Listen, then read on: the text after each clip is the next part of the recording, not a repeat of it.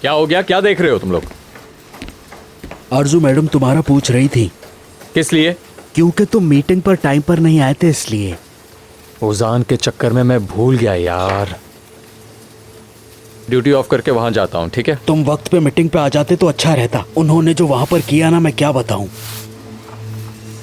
क्या किया था? यार तुम्हारी वजह से वो बहुत ही ज्यादा गुस्सा हो रही थी। सारे वर्कर्स के सामने तुम्हारा नाम ले लेकर गुस्सा कर रही थी वो।